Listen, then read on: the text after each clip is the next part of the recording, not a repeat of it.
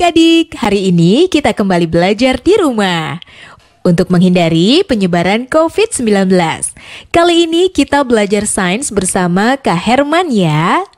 Ayo sediakan alat tulis dan bersiaplah menjawab pertanyaan. Kerjakan pertanyaan ini sebagai PR dengan bimbingan guru atau orang tuamu ya.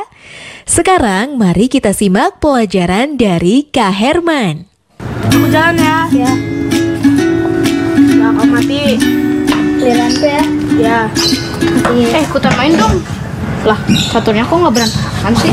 Ya dong, ini kan papan catur ajaib, namanya Magneto. Kan nyari kalau ada orang lagi main jangan iseng. Aku bingung deh. Di rumah, ibuku menempelkan kertas di kulkas, tapi tidak memakai lem. Ibuku menjawab memakai magnet. Dan sekarang papan catur ini aku angkat, tidak jatuh juga. Dia bilang pakai magnet juga. Magnet itu apa sih?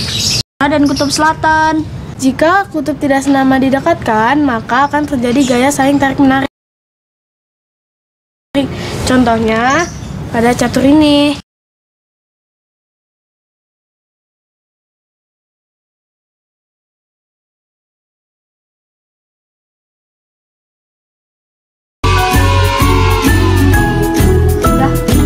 Jalan lagi ya.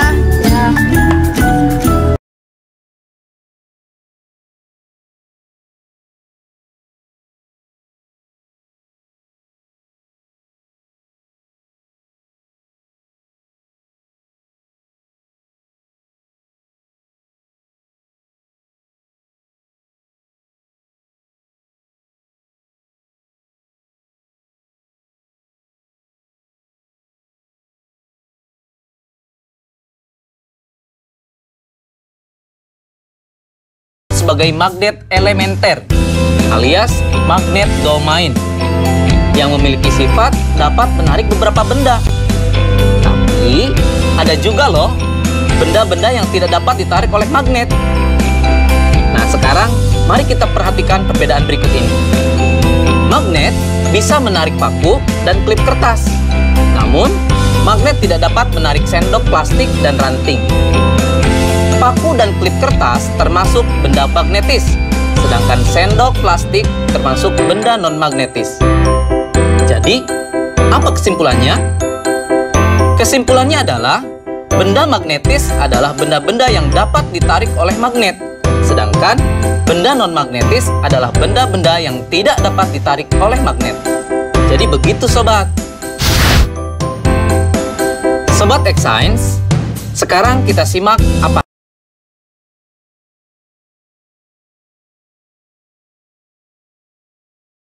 dapat ditarik oleh magnet disebut benda non-magnetis, seperti kayu, kertas, dan batu.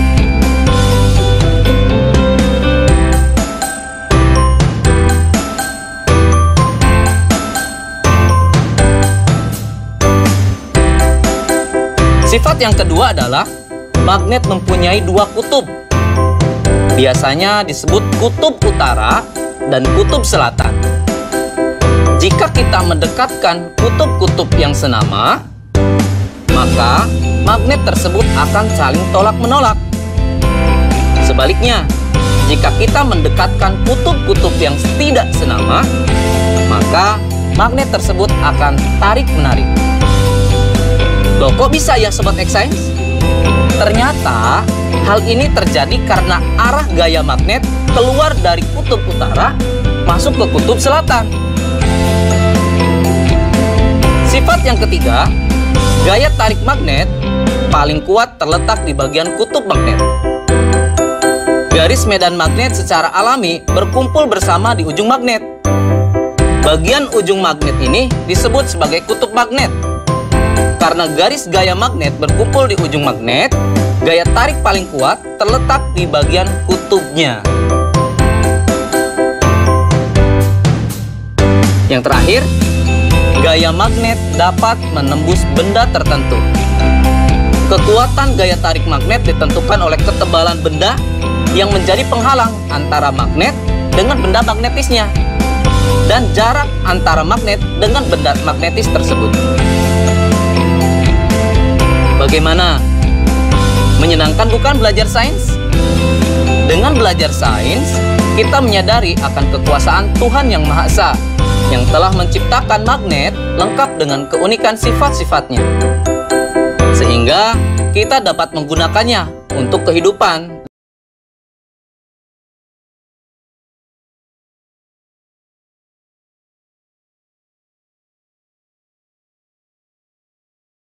Dan dapat menambah rasa syukur kita. Saatnya kita bernalar. Yuk, mari kita bernalar ya.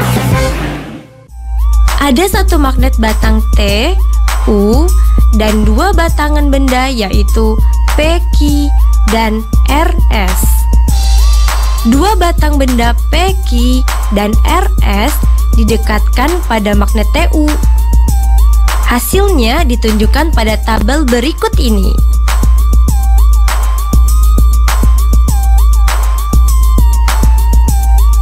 Apa yang dapat kamu simpulkan mengenai dua batang benda P, Q, dan RS tersebut? Coba jelaskan.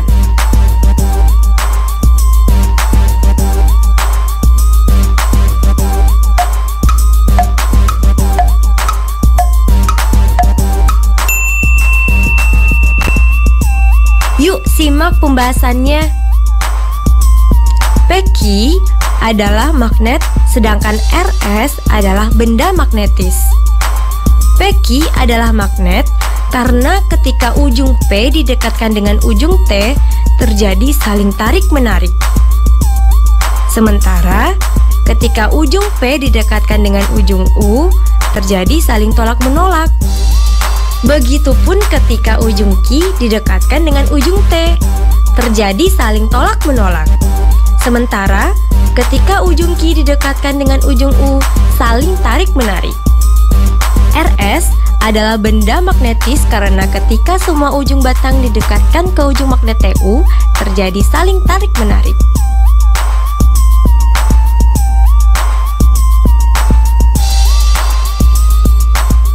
Nah adik-adik, sekarang waktunya menjawab pertanyaan. Siap-siap mencatat ya. Pertanyaannya adalah, benda-benda apa saja di rumahmu yang bisa ditarik magnet? Dan benda-benda apa yang tidak bisa ditarik magnet? Dicatat ya. Benda-benda apa saja di rumahmu yang bisa ditarik magnet? Dan benda-benda apa yang tidak bisa ditarik magnet? Nanti jawablah pertanyaan ini sebagai tugas di rumah ya. Kerjakan pertanyaan dengan bimbingan guru atau orang tuamu.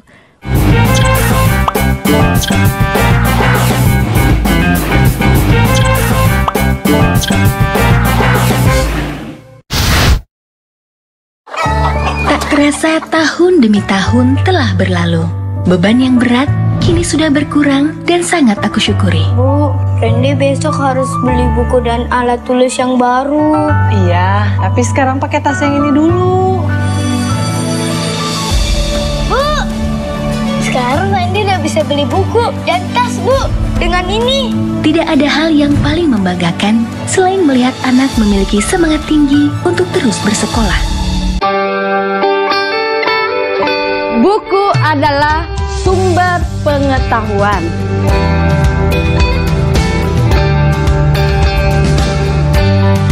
Membaca itu ada gunanya ya? Iya. Sudah pintar kamu tanam sayurnya ya? Ya Bu, ini semua karena membaca.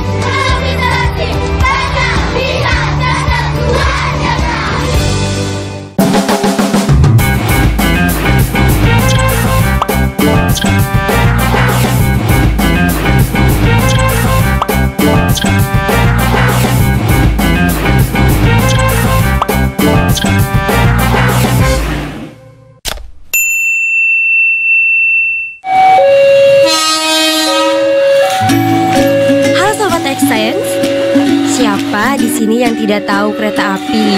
Pasti udah pada tahu kan? Kereta api masih memanfaatkan roda dengan rel sebagai lintasannya. Sehingga ketika kereta api melintas pasti akan menimbulkan kebisingan. Tapi apa jadinya ya jika laju pergerakan kereta api ini dipadukan dengan aplikasi dari sifat-sifat magnet? Apakah mungkin manfaat dan sifat-sifat magnet dan kereta api dapat disatukan? bakal jadi apa ya? Penasaran kan? Yuk mari kita simak penjelasan narasumber berikut.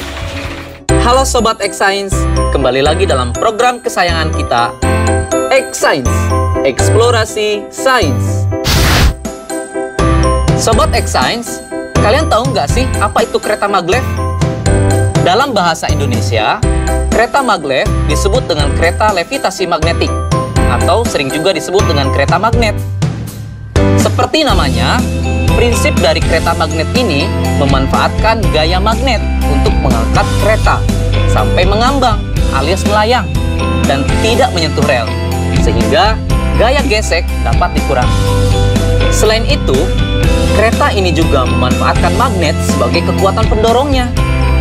Dengan kecilnya gaya gesek dan besarnya gaya dorong, kereta ini mampu melaju dengan kecepatan sampai 600 km per jam. Jauh lebih cepat dari kereta biasanya. Luar biasa ya kekuatan magnet jika dimanfaatkan pada kereta.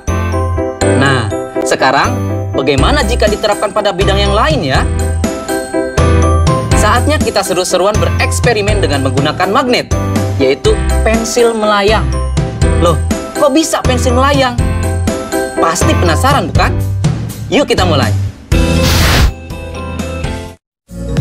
Terima kasih Kak Herman.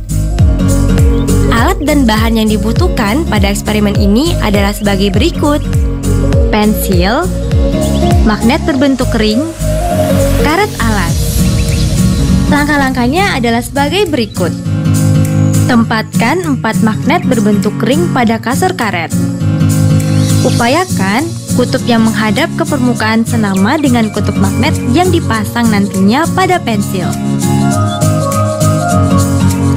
Masukkan 2 ring magnet pada pensil.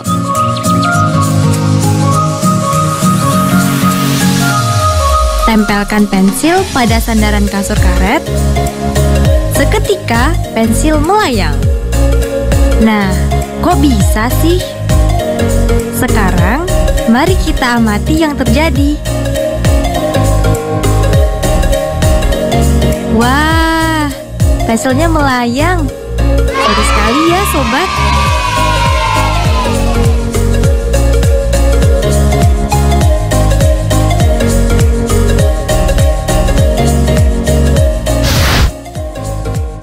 Adik-adik, tadi sudah melihat kan percobaan pensil melayang? Sudah tahu jawabannya kenapa pensil bisa melayang? Pensil dapat terangkat ke atas dan melayang karena pengaruh dari gaya tolak-menolak kutub magnet yang senama antara magnet yang ada di pensil dan magnet yang ada di styrofoam.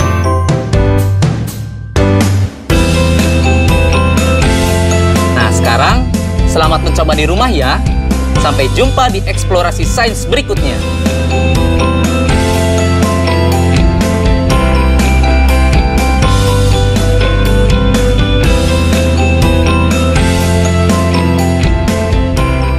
Nah adik-adik, menarik ya penjelasan Kak Herman. Ada kereta yang bisa melayang seperti kereta magnet maglev. Dan ternyata kita juga bisa membuat pensil melayang.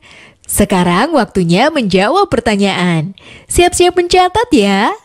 Pertanyaannya adalah, bagaimana kereta magnet maglev menggunakan gaya magnet?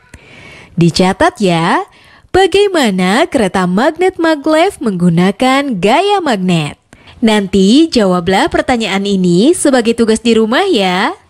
Kerjakan pertanyaan dengan bimbingan guru atau orang tuamu.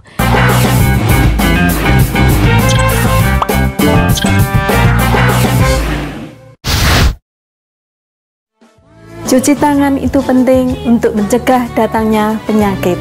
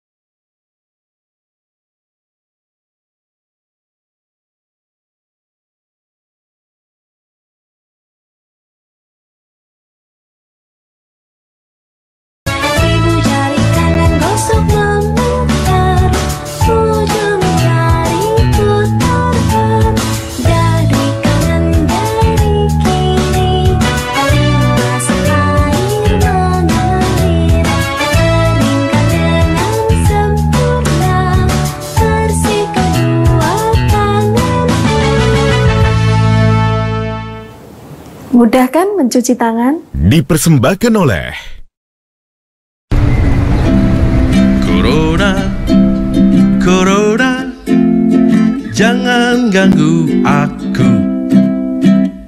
Ayo, ayo cuci tangan, usai bermain di luar. Ayo makan makanan sehat, serta buah-buahan. Ayo jaga kebersihan, cuci perkakasmu. Jangan lupa berolahraga agar badan tetap bugar. Berikan salammu dari jauh untuk teman tersayang. Berikan doa terbaik untukmu, teman-teman di rumah.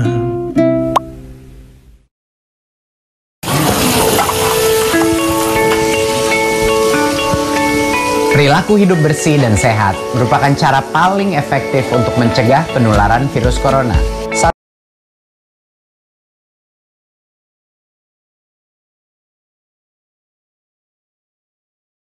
Olahraga. 3. Konsumsi makanan bergizi seimbang yang dimasak sempurna dan minum air putih 8 gelas per hari. 4. Gunakanlah masker atau tutup mulut dengan lengan jika batuk atau bersin. 5. Jika ada gejala seperti demam dan sesak napas, segera kunjungi pelayanan kesehatan terdekat. Jadi, tetap tenang dan selalu waspada. Mari kita maksimalkan upaya pencegahan virus corona dengan menerapkan perilaku hidup bersih dan sehat.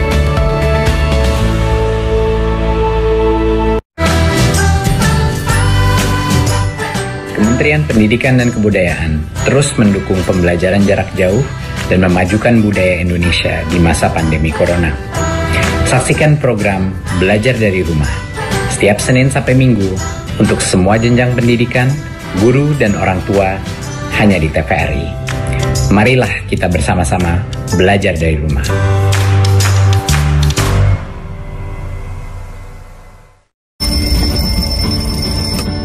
Perjalanan kisah seorang wanita karir mendampingi putranya yang mengalami disleksia. Jadi gimana anak saya, Pak? Hampir semua nilai akil di bawah rata-rata, Bu. Atau gangguan dalam belajar karena kesulitan membaca. A, N, J. Diwarnai konflik batin, penuh suka, duka, dan trauma yang akhirnya menyatukan mereka. Kil kan tadi bilang mau belajar kan, Kil? Kok malah gambar, Kil? Drama keluarga, Wonderful Life. Selasa 14 April 2020. Pukul 21.30 waktu Indonesia Barat. TVRI, media pemersatu bangsa. Tidak ada yang salah dengan anak itu. Sebuah drama adaptasi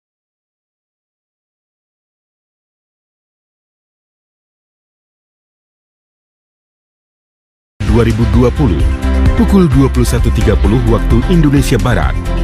TVRI, media pemersatu bangsa.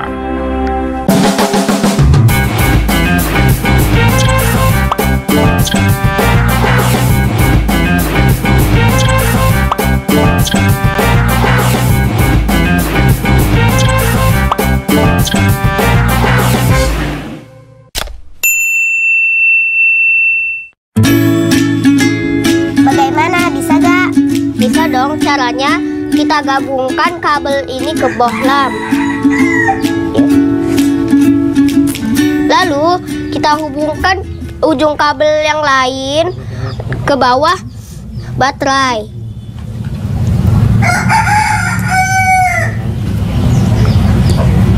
Jadi deh. Wah, keren ya. Kalian lagi apa sih? Oh, bikin lampunya menyala. Sini aku juga bisa.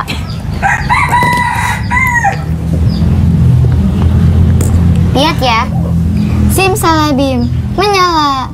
Lah, kok tidak menyala? Pantas kau lupa.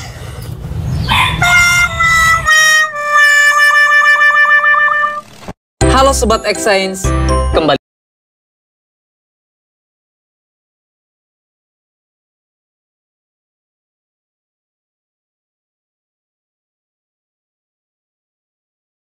lampu bisa menyala ketika dihubungkan dengan baterai menggunakan kabel.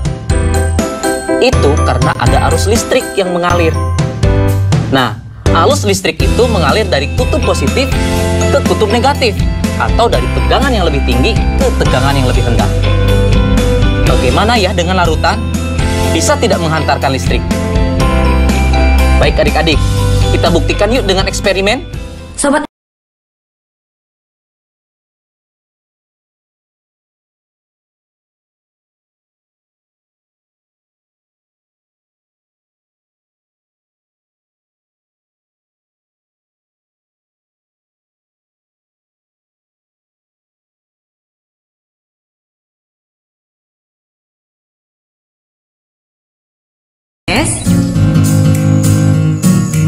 air garam, dan air asam jawa. Setelah semua alat dan bahan tersedia, maka langkah selanjutnya, masukkan ujung kabel ke larutan Aquades, lalu amati jarum pada meteran alat atau disebut droplet. Tidak bergerak. Setelah itu, ulangi proses kegiatan dengan menggunakan larutan air garam dan larutan asam jawa. Perhatikan pergerakan jarum pada gauge-meter.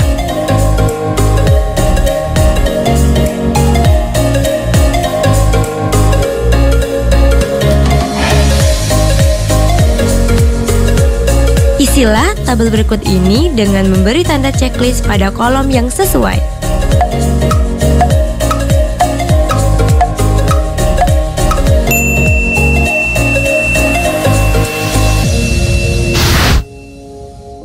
Sobat X-Science, sekarang kita simak ya penjelasan hasil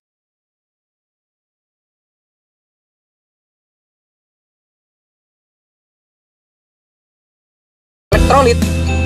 Kok bisa demikian ya adik-adik? Begini, kakak jelasin ya. Larutan non-elektrolit tidak dapat menghantarkan arus listrik karena di dalamnya tidak ada ion. Contohnya, air Aquades atau air murni. Makanya, tadi dalam percobaan, jarum pada gauge-meter tidak bergerak. Sekarang,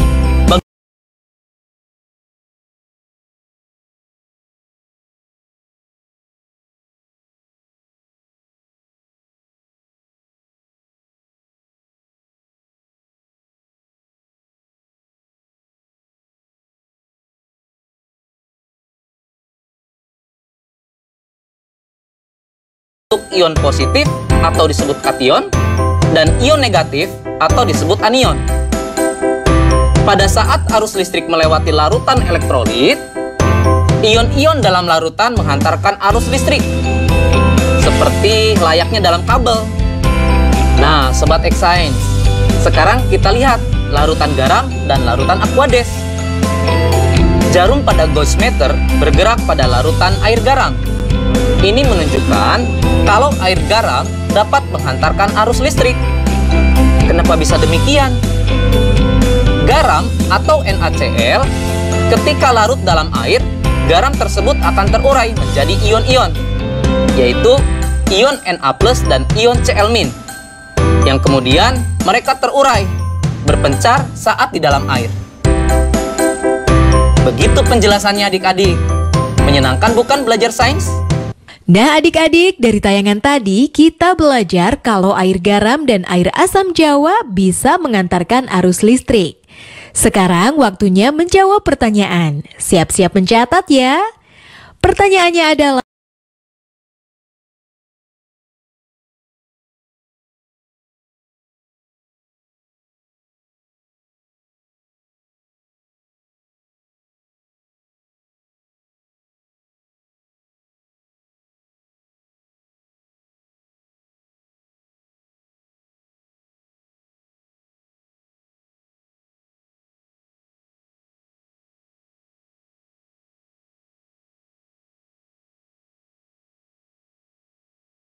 untuk mencuci tangan dan menjaga kesehatan untuk mencegah penyebaran COVID-19. Sampai jumpa lagi.